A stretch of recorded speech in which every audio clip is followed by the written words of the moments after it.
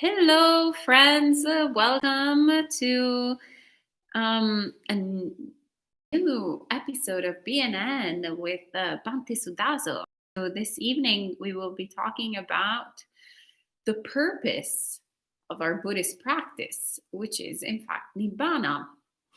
So Bhante will be sharing some words of Dhamma on the subject matter. But before that, as usual, we will be chanting the Ratana Sutta, and then we'll be doing some meditation. So I'll type in the link for the Ratana Sutta here. And welcome to Elaine, Ella, Gabriella, Gita G, and Gita R. We have both Gitas tonight. Gabriella says, feeling weak, but I expected that. I missed a lot of good talks too. Well, welcome back, Gabriella. We missed you. Oh. And hello to Jens, Priyakant. Good to see you all, friends. All right, so let's start with the chanting. And of course, welcome to Bhante Suddhāso. Namo tassa bhagavato arahato samma sambuddhassa. Namo tassa bhagavato arahato samma sambuddhassa. Namo tassa bhagavato arahato samma sambuddhassa. Yani bhutani samagatani bumbani vayani vantaleke Sabe bhuta sumana bhavantu atopi sakacha sunantu vasitam Tasmahi bhutani sameta sabe metam karota manusiya pajaya Divacharato charanti eva tasmahi nerakata apamata Yam kinchi vitam idavahuram vasage suvayam ratanam panitam Nano samangati tathagatena idampi buddhe ratanam panitam Etena sachena suvati hotu Kayam viragam amatam panitam yadanjaga sakyamuni samadhito Nadena dhammena samati kinchi idampi dhamme ratanam panitam Etena sachena suvati hotu Yang Buddha seto parivannai suching samadhimanantarikanyamahu Samadhina tena samona vincati dampi dhamme ratanam panitam Etena sachena suvati hotu Ye bhungala tasatam kasata chatari etani yugani honti Te dakineya sugata sasavaka ete sudinnani mahapalani Idampi sankhe ratanam panitam etena sachena subati hotu Yesu payuta manasa dalhena dekamino gotamasasanamhi Te patipata matam vigaiha ladhamuthanim buddhim punjamana Idampi sankhe ratanam panitam etena sachena subati hotu Yatinna kilo pataving sito siya chatu bhivate viya sampakampiyo Tatu pamang samburisam vadami yo ariya sachani avecha pasati Idampi sanghe ratanam panitam etena sacchena suvati hotu. Ye arya sacchani vibhavayanti gambhira panyena sudesitani. Kinchapi te honti pusapamata na te bhavangatamam adiyanti. Idampi sanghe ratanam panitam etena sacchena suvati hotu. Sahava sadasana sambadaya taya sudhamma jahita bhavanti. Sakaya deti vichike chitancha silam vatam vapi yadati kinchi. Chatuha paye cha vipamuto cha chabitana niyababbokatum. Idampi sanghe ratanam panitam etena sacchena suvati hotu. Kinchapi sokammam karoti papakam kayena vacha urachetasava. Prabhambo sota sapatinchadaya vambata ditapada sabuta. Idampi sanghe ratanam panitam etena sacchena suvati hotu. Vanapagumbe yata pusidange gemhanamase patamasmin gemhe. Tatupamam dhammavaram gadesai nibbānagamim paramam hidaya. Vidampi buddhe ratanam panitam etena sacchena suvati hotu. Varo varanyo varado varaharo anuttaro dhammavaram gadesai. Vidampi buddhe ratanam panitam etena sacchena suvati hotu. Kinam puranam navam nati sambhavam virata citta yatike bhavasmin. Te kina bija virulit sanda nibbānti tirayatayam padipo. Idampi sanghe ratanam panitam etena sacchena suvati hotu. Yani bhutani samagatani bummani vayani vantaleke. Tathagatam devamanu pujitam buddham namassama suvati hotu. Yani bhutani samagatani bummani vayani vantaleke. Tathagatam devamanu pujitam dhammam namassama suvati hotu. Yani bhutani samagatani bummani vayani vantaleke. Tathagatam devamanu pujitam samkham namassama suvati hotu. Etena sacha vajjena dukkhavu pasamentu te. Etena sacha vajjena bhayavu pasamentu te. Etena sacha vajjena rogavu pasamentu te.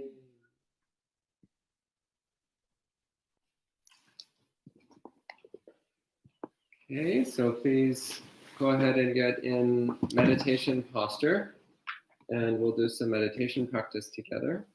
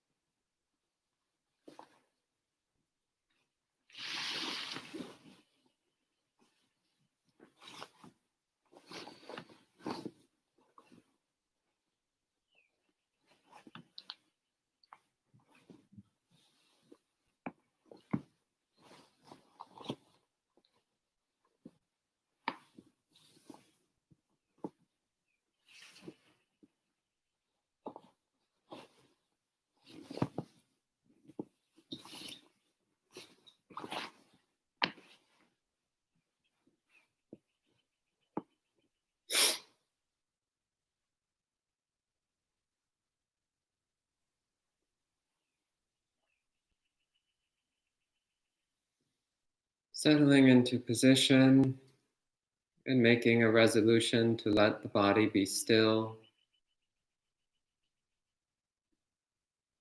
And taking a few long, slow, deep breaths to settle the body and mind.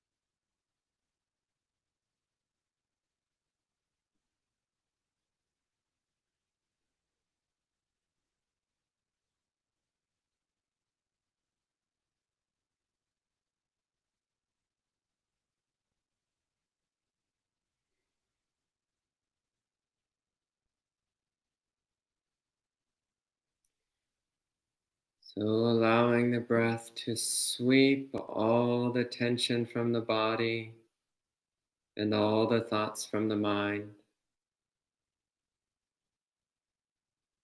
like a gust of wind blowing all the dust from a surface.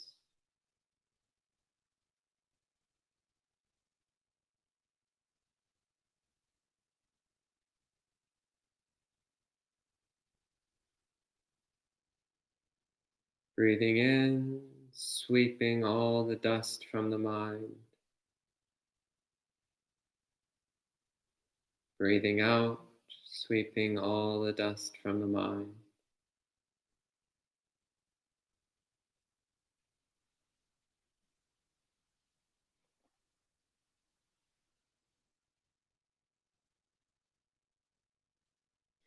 And bringing attention to rest firmly, solidly, and unshakably within the body.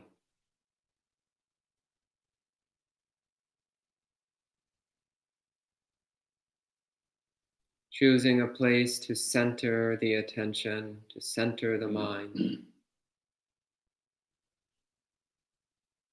And from that place, feeling the whole body with intensity, clarity.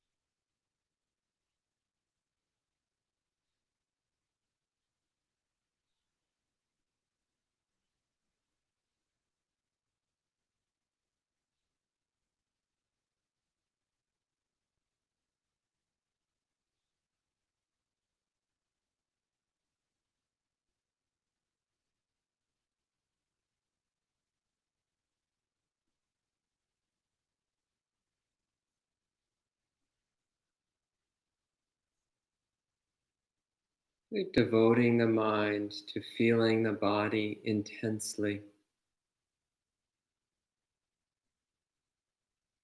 as strongly as possible.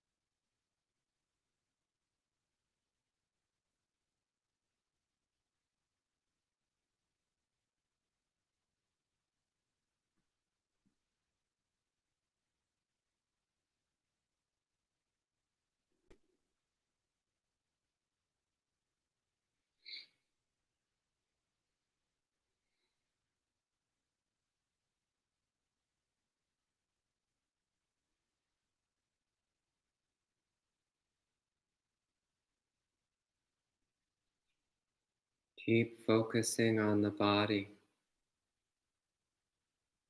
Don't let your attention wander anywhere else. Keep it firmly focused on the body.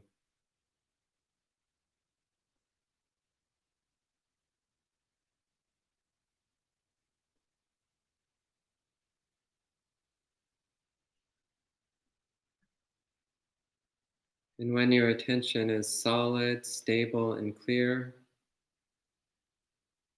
you may begin to recognize the constant change in bodily sensations. Recognizing that moment to moment the sensations are different.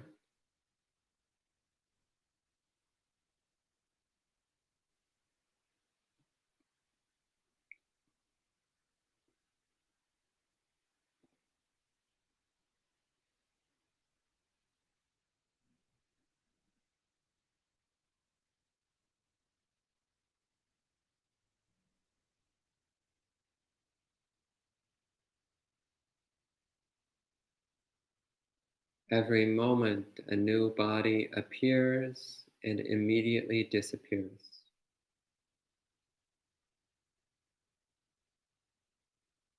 So watch that arising and ceasing, that appearing and disappearing moment by moment.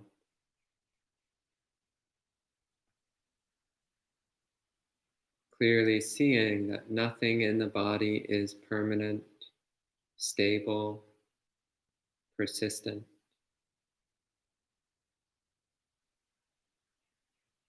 Everything in the body is insubstantial, ephemeral, like a mirage,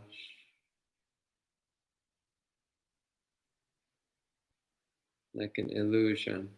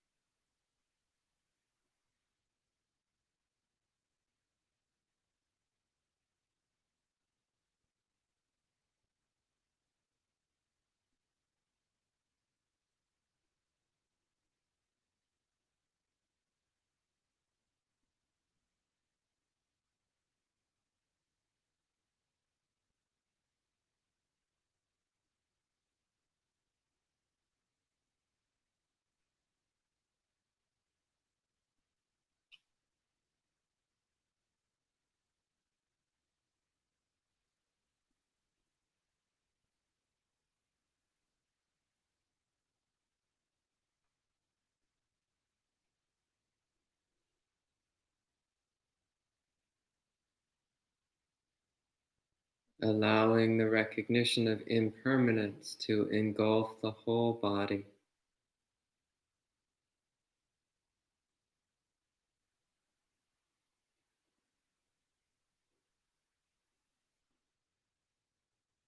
So that nothing within physical perception is seen as solid or stable.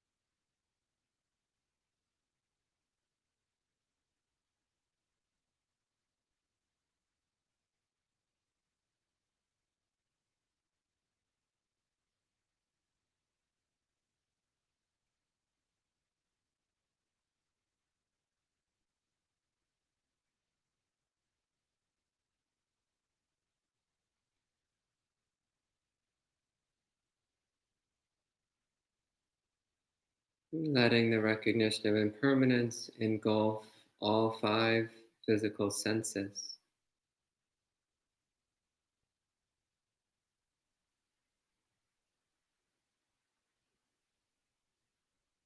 And even the mind,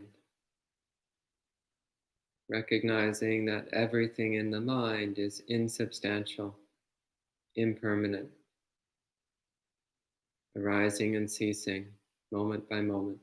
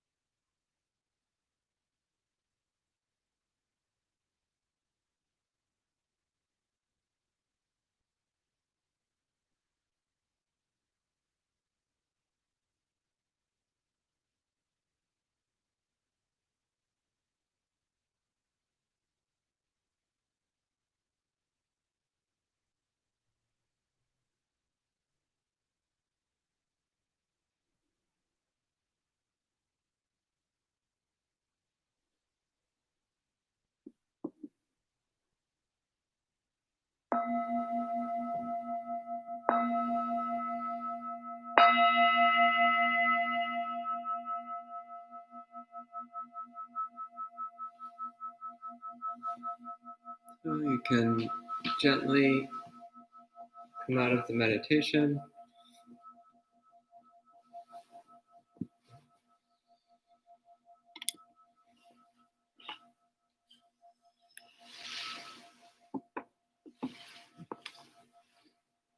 Right. Thank you, Bhante, for guiding us in meditation.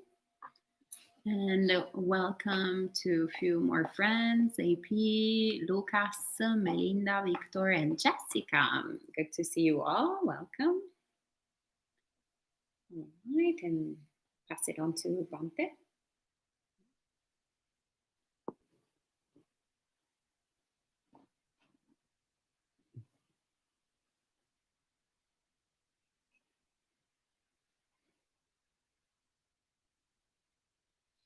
Namo tassa bhagavato arahato samma sambuddhassa. Namo tassa bhagavato arahato samma sambuddhassa. Namo tassa bhagavato arahato samma sambuddhassa. Buddhang dhammang sanghang namassami. Good evening, friends.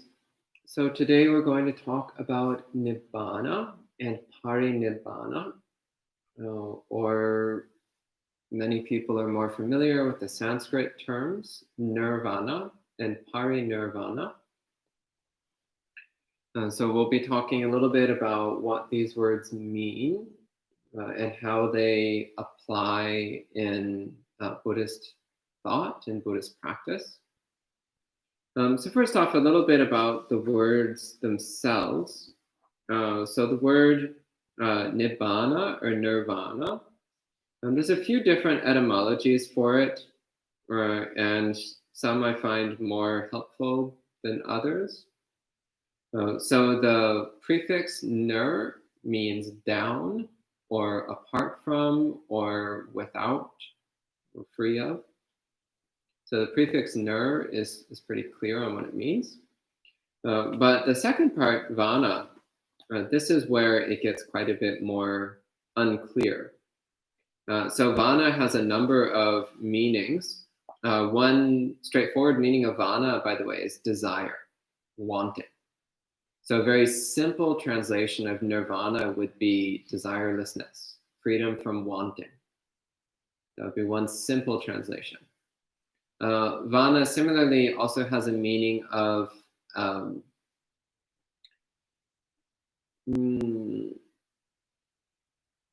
kind of like a trap, like a thicket, like a dense, confusing place where you get trapped. So nirvana then is freedom from entrapment, freedom from entanglement. It's another translation that's used. Vana can also mean blowing in the sense of wind. So nirvana, one meaning of it is blowing out. So nirvana is sometimes translated as extinguishment, but that translation has some problems, which I'll talk about in a little bit.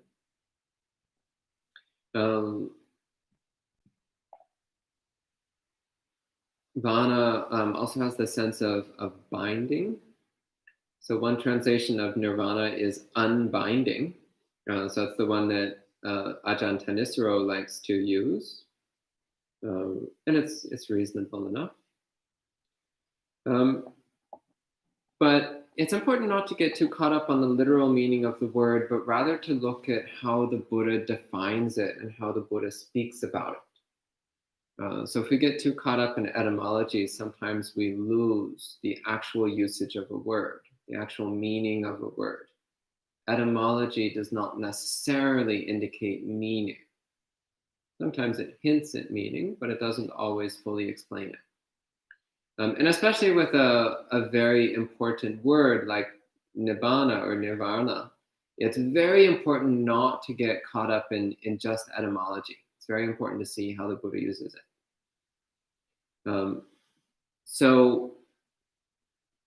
Again, Nirvana, freedom from entrapment, freedom from desire, freedom from entanglement. Those are all quite useful translations in my mind. And then Parinibbāna, the prefix pari means complete or all around. So that would mean complete freedom from entanglement, thorough freedom from entanglement. So first I'll talk about nirvana or nibbana, and I'll spend probably most of my time talking about that. And I'll talk about parinibbāna towards the end. So first off, I have here a list of a number of the words that the Buddha uses to define the word nibbana. And this list was compiled in this book called The Island. So if you haven't read this book, I highly recommend it. This is a book written by my preceptor, Ajahn Pasano, together with Ajahn Amaro, and it's all about Nibbana. The whole book, all 1,000 pages or so, is all about Nibbana. And it's 1,000 pages, I kind of exaggerated, it's actually 350. Anyway, it feels like 1,000 when you're reading it though. So it's filled with sutta quotes and sutta references talking about Nibbana. It's got a number of also quotes from Mahayana sutras, quotes from Theravada commentaries, quotes from various contemporary and recent teachers. So highly advanced practitioners, monastics, all on the subject of Nibbana. So it's a really lovely book that I highly recommend reading. You can get it for free online. So this will give you a very thorough idea of Nibbana. But what I'm using it for today is just to pull out fairly early on where the authors compiled a list of many of the synonyms or words that the Buddha used to define Nibbana. So I'm going to read through this and talk a bit about how to relate to these. So this first list here is from the Samyutta Nikaya. So first, actually a very simple definition that's given. The Buddha says, the cessation of greed, hatred, and delusion is Nibbana. This is a very simple, straightforward definition. So one of the key ways of understanding Nibbana is that Nibbana is the absence of greed, hatred, and delusion. That makes it seem not so distant and weird and far out. It's something that we can relate to and get a handle on without too much difficulty. It's not really a description of Nibbana, but rather it's describing what's not present. So Nibbana, there's no greed, hatred, and delusion. It's like, oh, okay, sounds nice. Because that's actually what we're doing in Buddhist practice anyways. We're trying to get rid of greed, hatred, and delusion. We're trying to purify our mind of greed, hatred, and delusion. Another word he uses to define Nibbana is asankata. So sankata, which is related to the word sankhara. Sankata means that which is conditioned, that which is constructed, that which is defined by its relationship to other things, that which is formed out of other things, that which is made up of distinct components. So sankata. So Nibbana then, the Buddha defines as asankata, not constructed, not compounded, not conditioned, not defined in terms of other things, not made up of distinct components, not a distinct separate object. So the asankata. So Nibbana then is free of sankharas. There are no sankharas in Nibbana. And so sankhara then is commonly translated conditional phenomena, or more simply as things. Sometimes I like to translate sankhara simply as thing, because that gets it pretty clearly. Whether it's a physical thing or a mental thing, it doesn't matter. It's a thing. It's a sankhara. It's a distinct object. So Nibbana then has no sankharas. It has no things. It has no separate, distinct objects. We're already starting to get pretty trippy, aren't we? So this happens when we talk about Nibbāna. The mind just goes like, what? Dude, I don't get it, man. That's what happens when we talk about Nibbāna. So another word the Buddha uses to define it, anatta, which means the end, the conclusion, finality. I actually like finality much more than end. End sounds a little bland. So finality.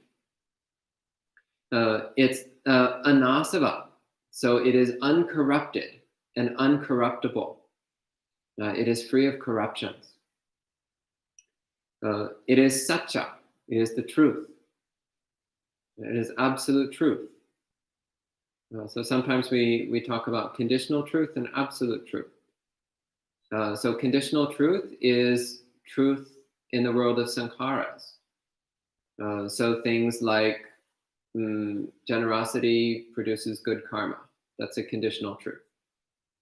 So Nibbāna is the unconditional truth, the absolute truth, the truth which is beyond conditions, beyond sankharas. The Buddha often defines it as para, which means the other shore. So a very common simile the Buddha gives in the suttas is of the near shore and the far shore. So the near shore is where we are, and it's dangerous here. The far shore is safe, a happy, pleasant, safe place. So we want to cross from the near shore to the far shore. The near shore is dangerous and unhappy. The far shore is safe and happy. So we want to cross. And Buddhist practice is the raft which we use to cross from the near shore to the far shore.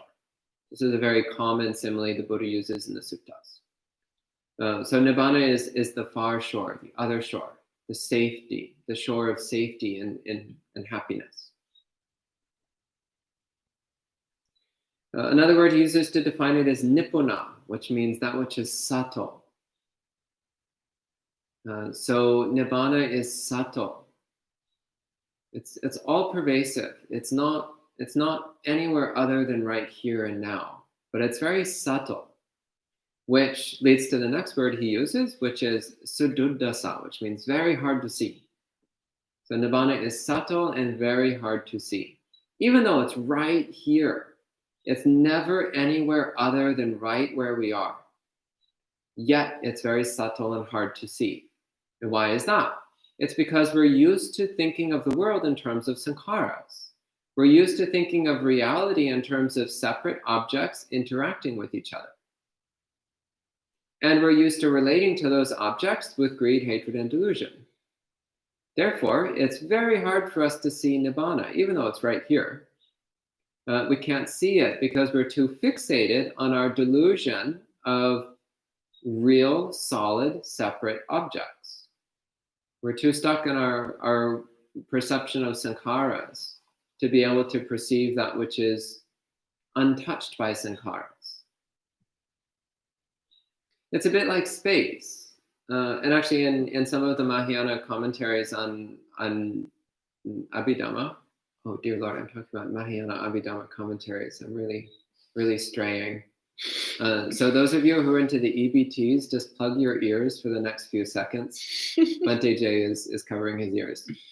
So Mahayana Abhidhamma commentaries actually say that the nature of Nibbāna is very much like the nature of space.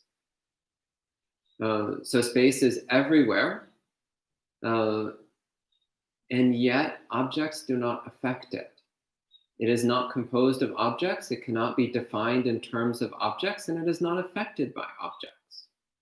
So in the same way, Nibbāna is all-pervasive, but it is not affected by sankharas. It cannot be defined in terms of sankharas. It is not in any way disturbed or disrupted by sankharas. So of course, this is not perfect because space itself is also a sankhara, but it starts to point us in the direction of getting a handle on what Nibbāna is. And actually, Bhante J nodded approvingly when he heard this explanation. So even though it's Mahayana Abhidhamma commentary, he recognized that it is in fact in line with the Dhamma and therefore okay. So we've got the Bhante J nod of approval. Okay, he says I went a little too far on that one. Another definition. So the Buddha says Nibbāna is ajajjara, which means unweakening, not subject to decay, not subject to decrepitude, not subject to diminishment or weakening. And similarly, he calls it duva, which means fixed, stable. So everything in samsara is unstable, but Nibbāna is stable. Isn't that interesting?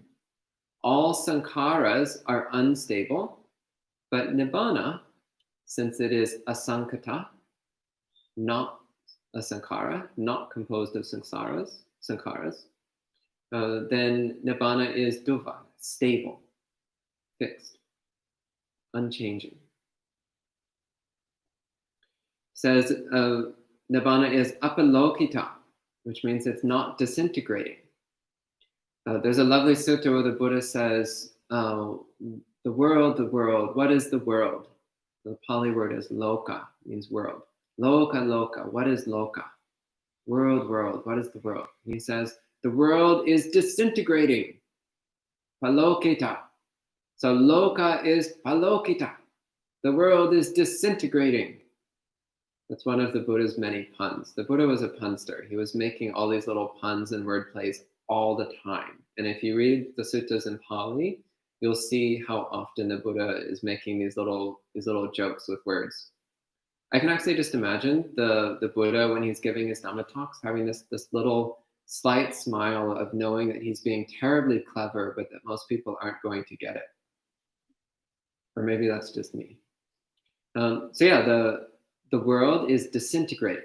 So the loka is palokita. The world is disintegrating. But Nibbāna is apalokita. It's not disintegrating. Isn't that interesting? So everything in the world is constantly disintegrating, falling apart, vanishing, ceasing. But Nibbāna is not falling apart, not vanishing, not ceasing, not disintegrating. And Nibbāna is defined as anidasana, which can be translated as invisible or non-manifest. Invisible I don't quite like because I think it kind of misses the point, because you can see Nibbāna, you can perceive Nibbāna, but Nibbāna is not manifest. So nidasana literally means, so it's from the prefix ni, which means down, and dasana means seeing. So nidasana is something that you can see with your eyes, something that's physically apparent, physically manifest. But Nibbāna is not physically manifest. You don't see it with your eyes. You can know it with the mind of wisdom. You can know it with the eye of wisdom, but you cannot see it with your eyes. So it is anidasana, the unmanifest, the invisible. It is the nippapancha, so free of papancha. Papancha means proliferation or diversification.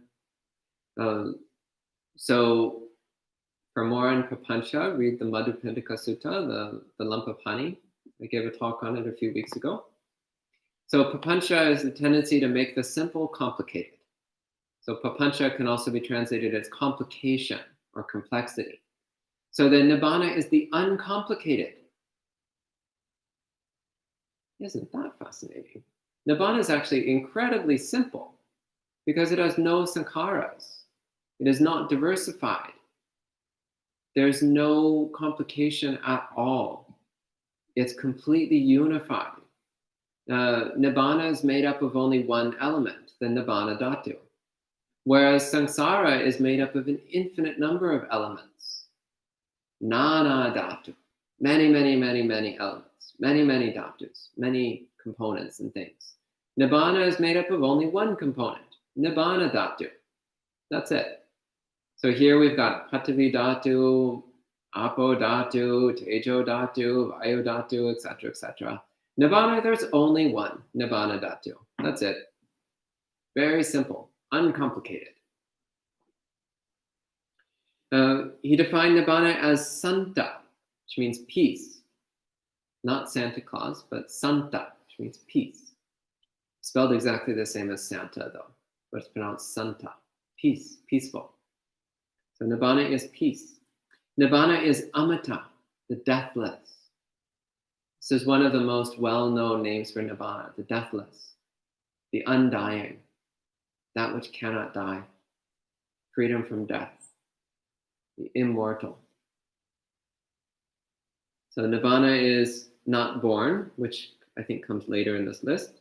Nibbāna is not born and not dying. It's never born and it never dies. It does not come into being and it does not cease to exist. It is not subject to arising and ceasing. Nibbāna is Panita, which means excellent. It also means delicious, by the way. Nibbāna is delicious. That'd be another way to translate this. Panita. Nibbāna is delicious. It is Siva, which means blessed, blessed. It is Kema, which means safety, security. It's the only place of safety. Again, the Buddha describes samsara as being dangerous, perilous, filled with all manner of terrible things that can cause us pain and suffering and misery and loss and misfortune of all sorts. But Nibbāna has none of those things. Nibbāna is completely safe. Nothing dangerous at all. Totally safe. And it's the only safety in all of reality. Everything else is unsafe. Even the highest heaven realms are not safe. Only Nibbāna is safe. He says it is acharya, abhuta, wonderful and marvelous. He says it is anitika, free of distress. It is free of affliction, abhyapaja. It is marked by dispassion, by freedom from lust, freedom from the burning of passion, freedom from the agitation of passion and craving. It is pure, suddhi.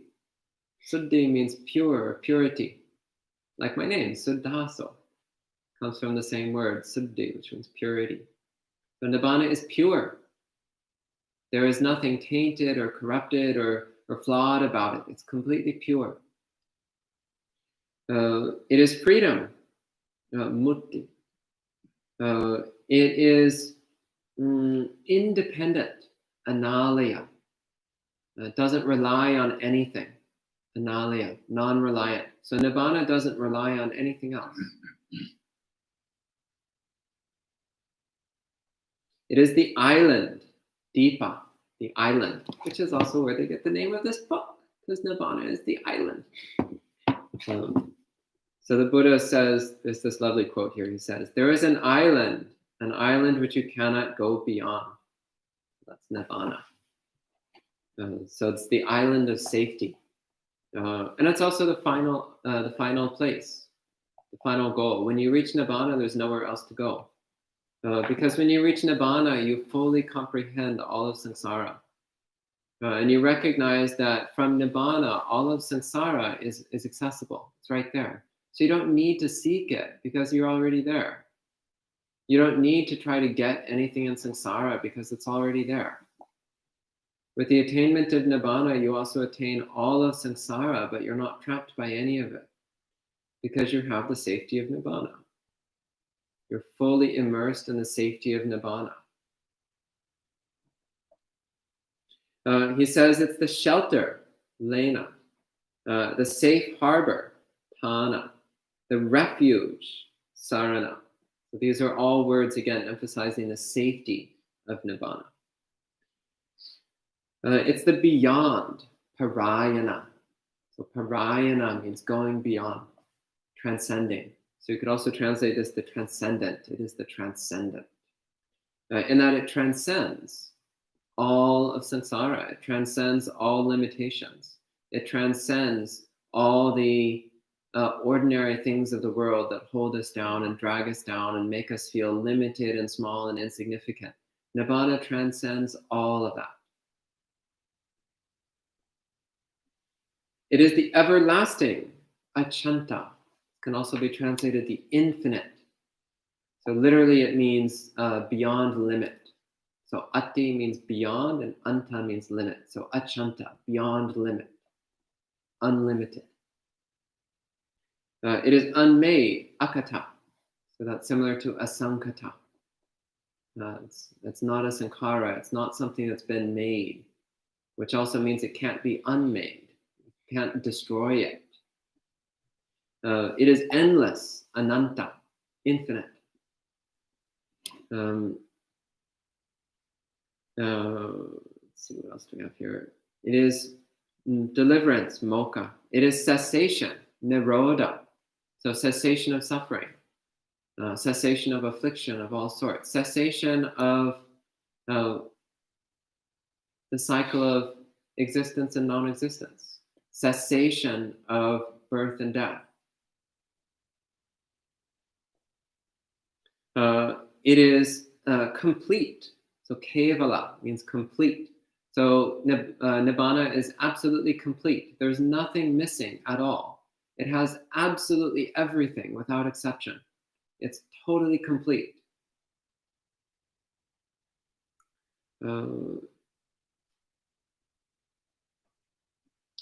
So again, it's the unborn, the unoriginated, the element of the unconditioned, asankata dhatu. So these are again all a handful of words talking about the nature of Nibbāna, the nature of the goal.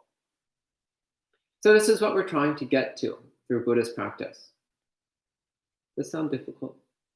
Sound a little bit hard, a little bit challenging? It is, because it's completely opposed to everything we've been doing up until now. It's completely opposed to everything that we've done for countless lifetimes. We've always been relating to reality in terms of sankharas. So relating to reality as something which can have no sankharas. So trying to get in touch with the asankata, that which is not made of separate objects, that which is not formed, that which is not constructed, that which is not concocted. That's really difficult. We've never done it before. We've done everything else, but we've never done this before. We've never perceived the unconditioned, ever. If we had, we would be fully enlightened. We're always used to relating to the world in terms of greed, hatred, and delusion. So seeing the world without greed, hatred, and delusion, again, something we're not used to. We're always relating to the world in terms of objects that either exist or don't exist. But to see Nibbāna, we need to see beyond the duality of existence and non-existence.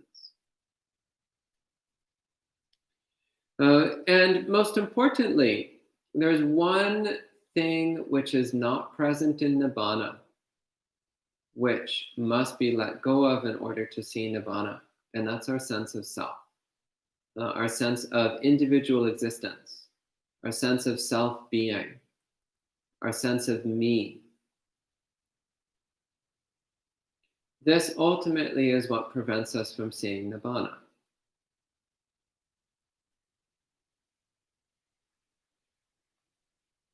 As long as we're stuck in me, mine, who I am, what I want, how I think, how I see the world, as long as we're relating in terms of me and mine and I, then we will never see Nibbāna. Because in Nibbāna, there is no me. There is simply reality exactly as it is, which is pure, undiversified, uncomplicated, unmade, not born, not dying, not changing. And there's no me there at all.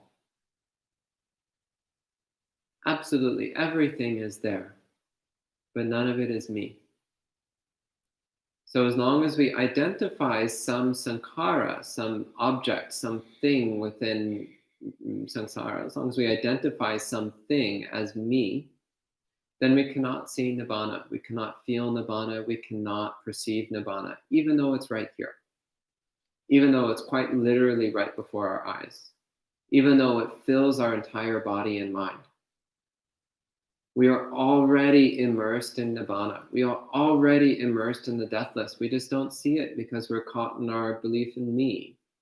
We're caught in our perception of self. We're caught in our perception of sankharas, thinking that sankharas are absolute reality and not recognizing that they're conditional reality. Thinking that me is an actual, persistent, ongoing being, rather than just an insubstantial figment of imagination. Just a concept that we place on reality, but not something with any inherent meaning or truth to it.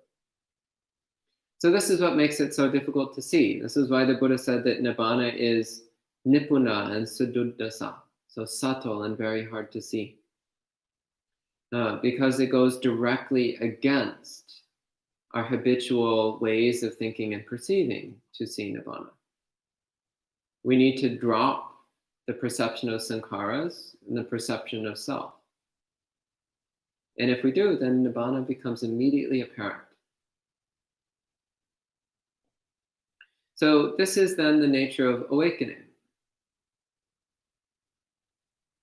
It's dropping the perception of sankharas, dropping the perception of self, and clearly perceiving the all-pervasive, unchanging Nibbāna Dhatu. The all-pervasive, unchanging element of that which is unconditioned, that which is not composed of things, that which cannot be defined in terms of existence or non-existence.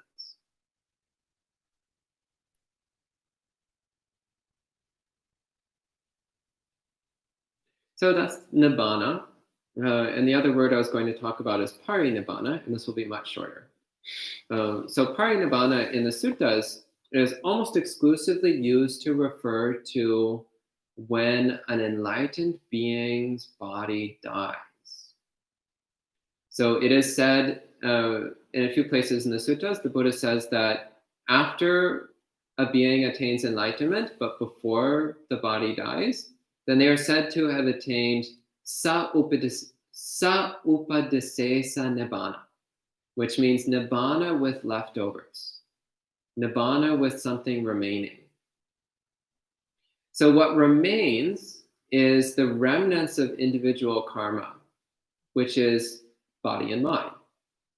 So an enlightened being's body and mind is the remnants of their past karma, the leftovers of their past karma. And that persists for however long it persists, for however much momentum it has, it persists. Usually a few years or a few decades, sometimes longer, depending on the state of being that person has. But eventually it runs out. And at that point, the body dies. And at that point, the being is said to have entered Anupadisesa Nibbāna, or Parinibbāna. Which means Anupadisesa Nibbāna means Nibbāna with no leftovers, no remainder. And Parinibbāna similarly means complete Nibbāna. Sometimes translated final Nibbāna, but I find that an unsatisfying translation. I prefer complete Nibbāna. So the body dies, and the nature of a fully enlightened being is that they no longer identify as any piece of samsara. They no longer identify as any sankhara, as any particular thing, any particular object, any particular body, any particular mind. So when the body dies, then there is no longer any particular object within samsara which can said to be the continuation of that being. This is not the same as saying that they cease to exist.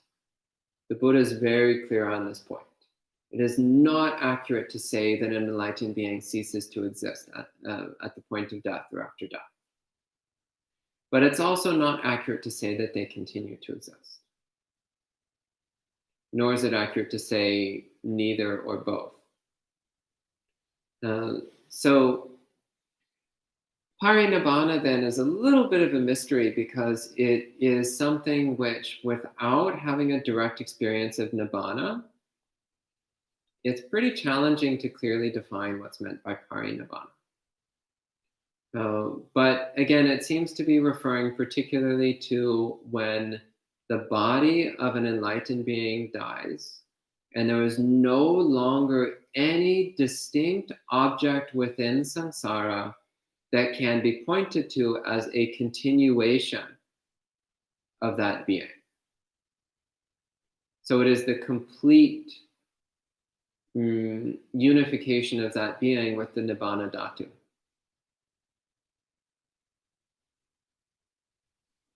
So this is why it's called complete Nibbāna, Parinibbāna. That said, I do have to give a disclaimer. I am not an enlightened being, which means I have no idea what I'm talking about. I just spent 35 minutes saying a bunch of rubbish because I have no idea what I'm talking about. I think I do, but I clearly don't because I'm not enlightened yet. So take everything I just said with a fistful of salt. So at this time, if you have any questions or comments for me to attempt to answer with my delusional mind, please go ahead and enter them in the live chat and I'll try. Sadhu, sadhu, sadhu, Bhante, thank you. So there are a few questions already and a few comments. Meena says, just smiling at the description of Nibbāna. Oh, it's delicious. Very beautiful. I smile every time the Buddha talks about Nibbāna. I'm just like, yes, yes, preach it, brother. I want it. And then I'm like, oh crap, I want. Yeah, I'm not there yet. So then AP asks, what happens after an arhat achieves Parinibbāna? What happens to his or her 5 aggregates that constitute that person? So what happens to that being after they attain Parinibbāna is called one of the unanswerable questions, one of the imponderables.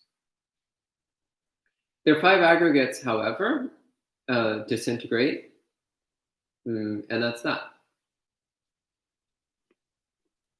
Okay. And Wang is asking, is Nibbāna a state of understanding, awakening from successfully change and eradication of habit pattern of the mind reacting to the 5 skandhas?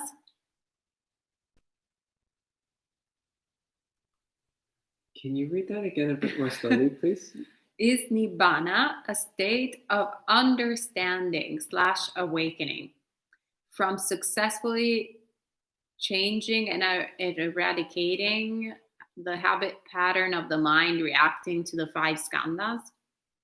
So as I see it, when the Buddha uses the word Nibbāna, he's not talking about a state of mind. He's not talking about a state of understanding. He's not talking about a perception. He's not talking about an experience, because all of those are sankharas. He refers to Nibbāna as the Nibbāna Dhatu. So Dhatu is a component. A building block of something, building block of reality. So the Nibbāna Dhatu is the building block of reality, which is unconditioned, which is not sankharas.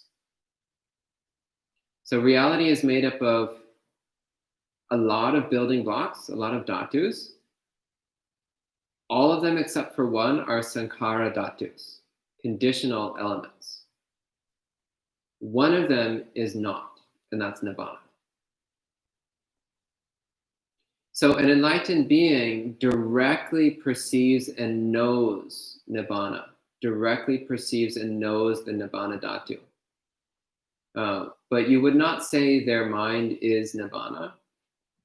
That would not be correct. All right. And Gita asks, I have heard that the Arhat's consciousness gets added to universal consciousness after passing. What does that mean? Well, what you might be referring to is where the Buddha talks about when the body dies, then the earth element in the body returns to the earth element.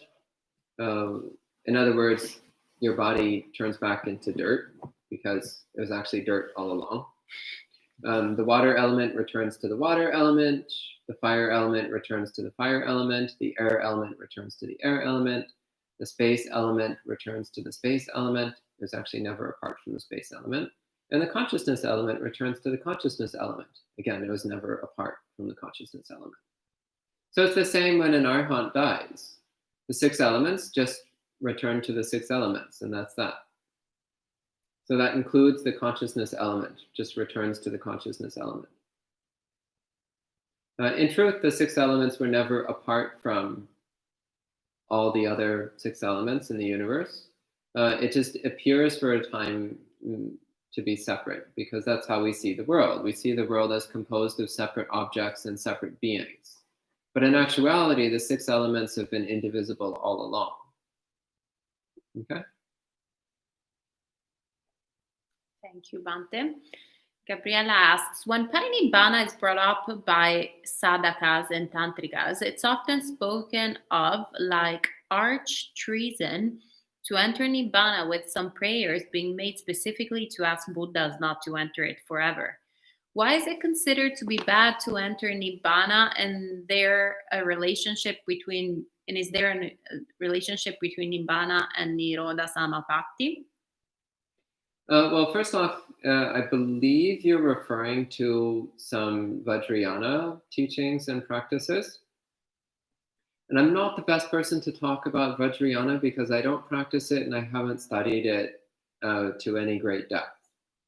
So I have only a superficial understanding of Vajrayana, which is not anywhere near sufficient.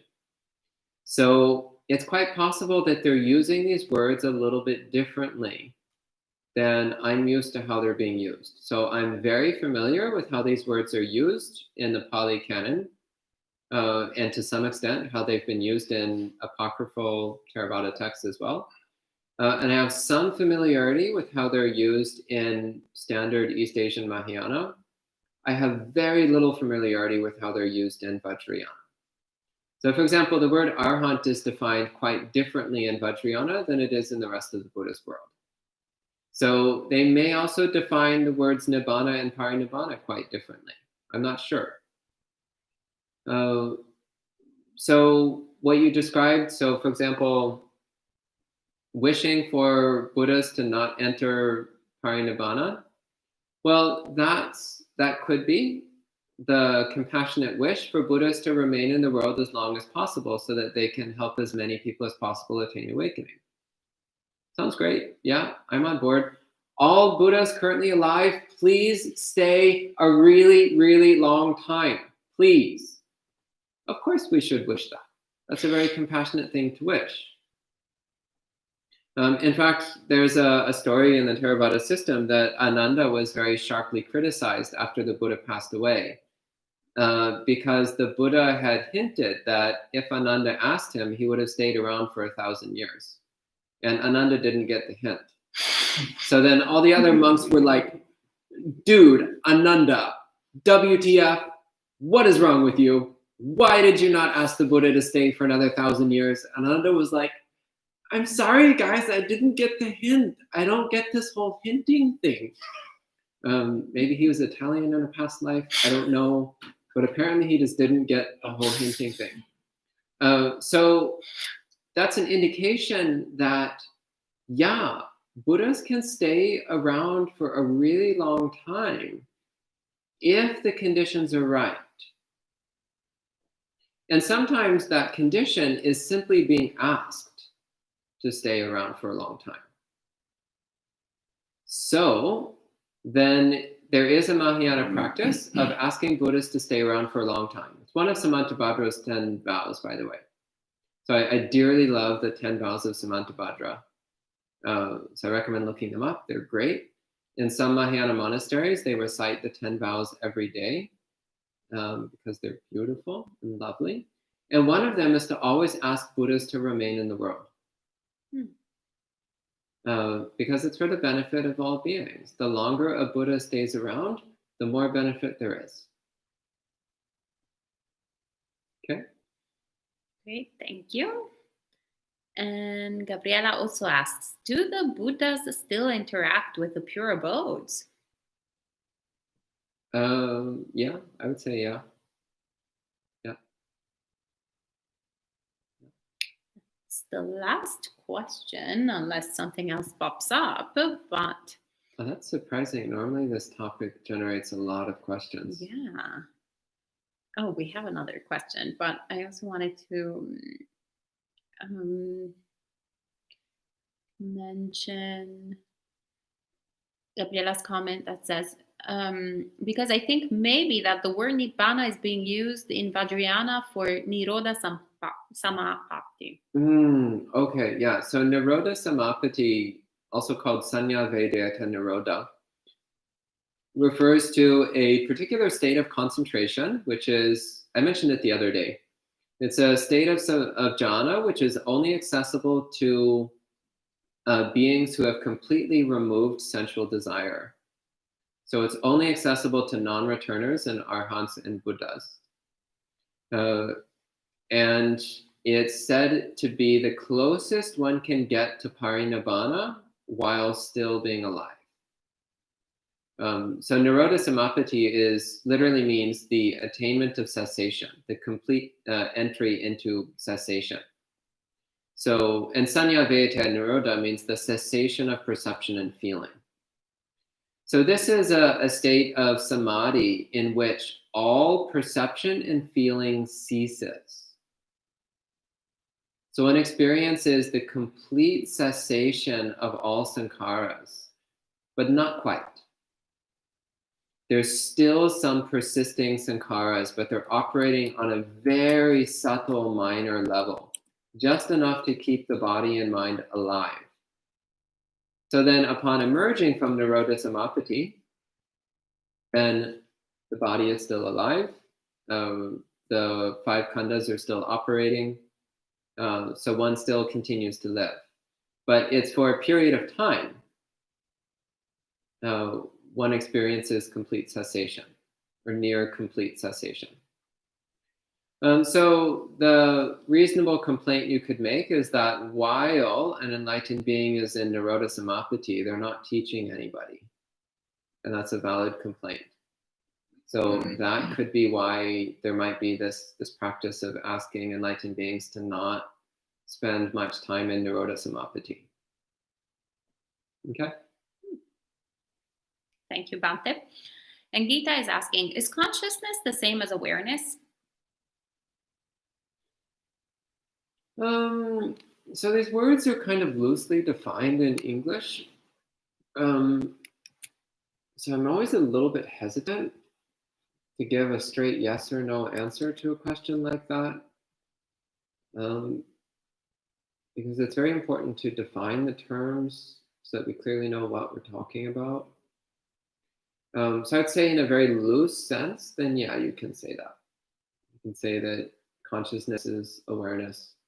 So vijnana, you could translate as awareness. Fair enough. Yeah. And Gabriela asks, can we still access Buddhas in the human realm by practicing Buddhanussati? Or does Parinibbāna mean they can't interact with us at all?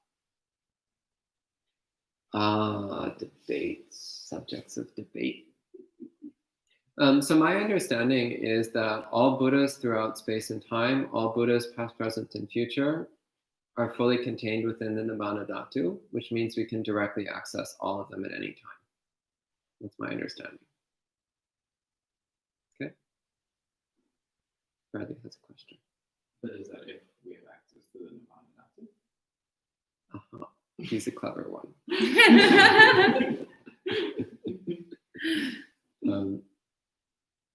It's also important to keep in mind, by the way, that there are currently other living Samma Sambuddhas in other universes. Possibly also in other world systems within this universe, but that's a subject of debate as well. So that's what we mean by all Buddhas of past, present, and future. All Buddhas that ever were, all Buddhas that currently exist, which presently means in other world systems, and all Buddhas that ever will be. So one of the monastics who's taught here a few times, Venerable Wu Ling, She describes it as all Buddhas of past, present, and future are like facets of a single gem. So from one perspective, you can say that they're all different, but from another perspective, it's all just Buddha.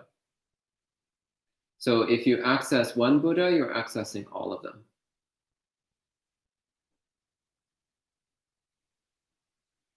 Okay. All right. Gabriela is also asking, what did Bhante J say? About what?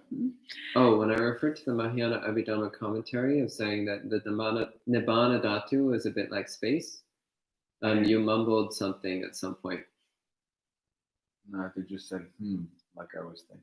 Oh, okay. No. So no comment from from Bhante J. All right. Anything else? Gabriela is also saying, depends when we talk about Chakavala, that might be a solar system or a galaxy, but it's certainly not a Trikilocosm, which is made up many Chakavala. Okay. And Wong asks, in science, there is a law of thermodynamics state that energy cannot be destroyed nor can be created. What are Bhante's view about it? I'm not a scientist or a physicist, so I don't have views about it. All right. That's to the point. And Sagara Kantu asks, is Nirodha Sampati, that one, Nirodha Samapati. Nirodha Samapati, described as a level of concentration because it's often put on lists above neither perception or non-perception. Yeah, it's sometimes called the ninth jhana. Yeah, and it's considered to be a more subtle state of mind than neva sanya, na sanya, neither perception or non-perception.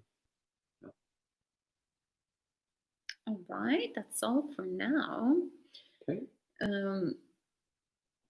Oh, Gabriela says saying, I'm doing the study of the cosmology stuff in the suttas.